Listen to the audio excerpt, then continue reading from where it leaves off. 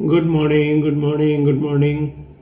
आज एक बड़ा इम्पॉर्टेंट इशू है जो डिस्कस करना चाह रहा था कि हम लोग हार्ट और किडनी ये सब चीज़ों के बारे में वरीड रहते हैं, लेकिन लिवर पे ध्यान नहीं देते हैं। लिवर एक ऐसा इम्पॉर्टेंट ऑर्गन है बॉडी का जो 3 काम करता है। एक तो ये कि भाई वो जो भी खून की गंदगी है उसको साफ़ करता है, दूसरा डाइजेशन में हेल्प करता है, और तीसरा वो एनर्जी स्टोर करता है बॉडी की।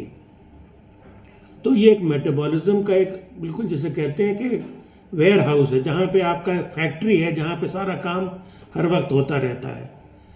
तो अक्सर आपने देखा होगा लोग अल्ट्रासाउंड कराते हैं और उसमें फैटी लिवर निकल आता है, और फिर वो फैटी लिवर को लेके परेशान होते हैं और आते हैं।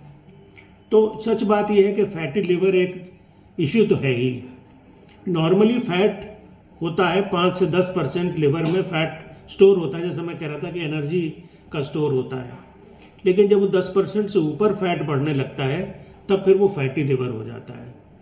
और फैटी लिवर के 4 स्टेजेस होते हैं। फैटी लिवर क्यों होता है वो भी डिस्कस करते हैं, लेकिन 4 स्टेजेस ये होते हैं कि पहले तो फैट सेल होते हैं जिसको हम लोग स्टीयोटोसिस करते हैं। उसके बाद क्या होता है कि उसमें थोड़ा सा इन्फ्लेमेशन शुरू हो जाता है। सिर्फ फैट इकट्ठा ही नहीं होता है, वो इन्फ्लेम्ड भी होने लगता है।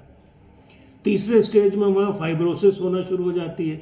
जो फैट सेल है वो फाइब्रस टिश्यू से रिप्लेस होने लगते हैं। और चौथी स्टेज है कि जब फाइब्रोसिस इतनी बढ़ जाती है जिसको हम लोग सिरोसिस ऑफ लिवर कहते हैं, फिर वो बड़ी ख़तरनाक चीज़ होती है, जानलेवा हो जाती है। तो फैटी लिवर क्यों होता है? फैटी लिवर सबसे पहली बात तो ये है कि भाई आप खाना पीना अपना गड़बड़ कर रहे हैं। खाने पीने में क्या है कि भाई आप सैचुरेटेड फैट ज़्यादा खा रहे हैं। कोलेस्ट्रॉल से नहीं इतना फ़र्क पड़ेगा। सैचुरेटेड फैट जो रेड मीट्स में होता है, जो बटर में होता है, जो घी में होता है, जो एक प्रोसेस्ड फूड्स होते हैं जिसमें कि आप खाते हैं, जिसमें ट्रांस फैट्स होते हैं। तो ये जो सैचुरेटेड एंड ट्रांस फैट्स होते हैं, जब ये डाइट में एक्सेसिव चले जाते हैं, जैसे आपने कोई कुकीज़ खा ली या प्रोसेस्ड फूड जो है खाए, या जैसा मैंने कहा कि आपको, और दूसरा अल्कोहल, अगर आप अल्कोहल पी रहे हैं और एक्सेसिव अल्कोहल ले रहे हैं, देखिए कहा जाता है कि 1 ड्रिंक औरतों में और 2 ड्रिंक आदमियों में ठीक है, लेकिन मेरे हिसाब से कोई भी क्वांटिटी में अगर अल्कोहल लिया जाता है तो वो लिवर में फिर फैटी कर देता है। तो फैटी लिवर जो है, जिसको बाद में फिर वो फैटी से होकर फाइब्रोसिस होकर सिरोसिस होती है, जिसको हम लोग कहते हैं कि अल्कोहलिक लिवर सिरोसिस, तो वो भी एक कॉज है लिवर डिसफंक्शन का। तो सबसे चीज़ है, तब पहले मैंने बताया कि डाइट में फ़ैट अपना आप सैचुरेटेड फैट की जगह मोनोसैचुरेटेड यानी कड़वा तेल है ये खा सकते हैं, ऑलिव ऑयल है जो पॉलीसैचुरेटेड है, या फिश ऑयल है अगर आप खा सकें।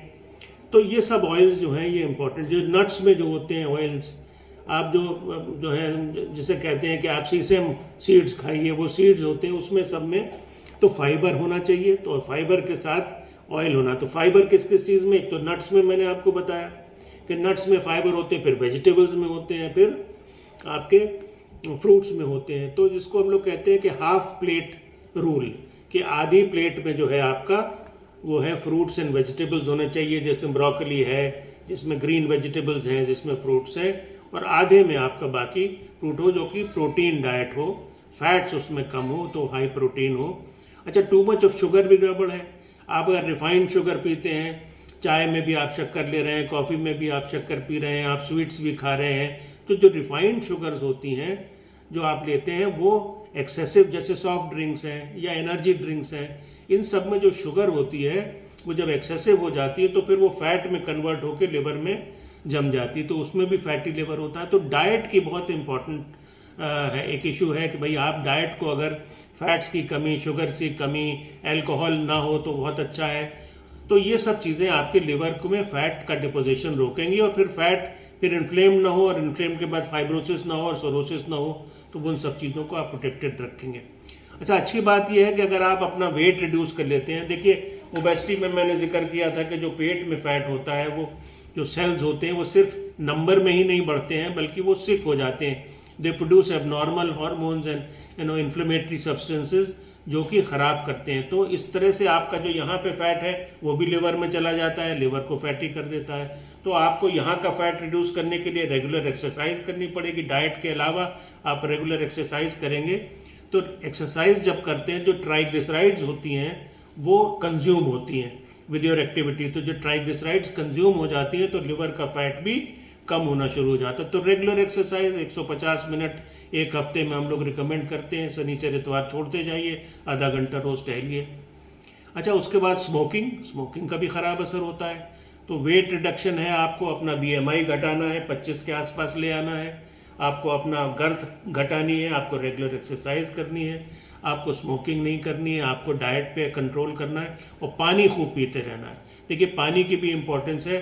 जब आप हाइड्रेटेड रहेंगे तो लिवर भी आपका जो है वो फैटी नहीं होने पाएगा। अच्छा, लिवर के लिए कहते हैं कि लिवर भाई शाम को 6-7 बजे के बाद वो डल हो जाता है। सुबह से तो बड़ा एक्टिव रहता है, लेकिन शाम होते होते 6-7 बजे वो डल हो जाता है। तो अगर आप 6-7 बजे डिनर कर लेंगे तो लिवर अपना एक्टिवली उसको यूटिलाइज कर लेगा।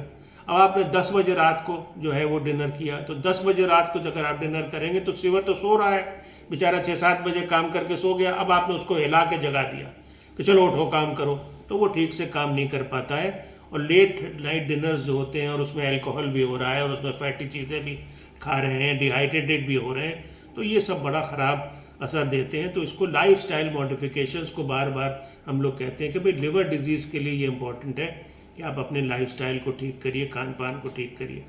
अच्छा, 2 तरह की जो है वो डिजीज़ होती हैं। एक तो अल्कोहलिक लिवर डिजीज़ होती है और एक होती है नॉन अल्कोहलिक लिवर डिजीज़, जो मैंने अभी इन सब चीज़ों का जिक्र किया, जिसमें फैट इकट्ठा हो जाता है। तो ये मेटाबॉलिक एबनॉर्मेलिटीज़ की वजह से होती है, तो इसको हम लोग मैस्लेट कहते हैं आजकल। मेटाबॉलिक एबनॉर्मेलिटीज़ से जो हो जाता है तो मैस्लेट लिवर डिजीज़ जो है, तो ये अभी काफ़ी कॉमन हो रही है। तो एक तो अल्कोहलिक है और एक नॉन अल्कोहलिक लिवर डिजीज़ है। तो नॉन अल्कोहलिक लिवर डिजीज़ का हमने मेटाबॉलिज्म जो है वो एबनॉर्मल होने की वजह से होता है, इसलिए उसका आज हम लोग मैस्लेट कहते हैं। तो इसके लिए जांचें भी ज़रूरी होती है कि अगर देखिए पता नहीं चलता आपको सिम्टम कोई नहीं हो रहे हैं, फटीगेबिलिटी होगी, थोड़ी सी थकान लगेगी, पेट आपका थोड़ा सा ब्लोटेड अप होगा, खाने के बाद डकारे वकारे आएंगी और फ्लैचुलेंस हो जाएगी, आपको पेट भरा भरा लगेगा, या आपको यहाँ पे जो राइट साइड में नीचे यहाँ पे लिवर एरिया में दुखन होगी, डल एकिंग पेन होगा। तो ये छोटे छोटे सिम्टम हैं जो आपको आगाह कर देते हैं कि भैया देखो लिवर कुछ गड़बड़ कर रहा है। तो जब आप लिवर का अल्ट्रासाउंड कराते हैं तो फैटी लिवर निकलता है।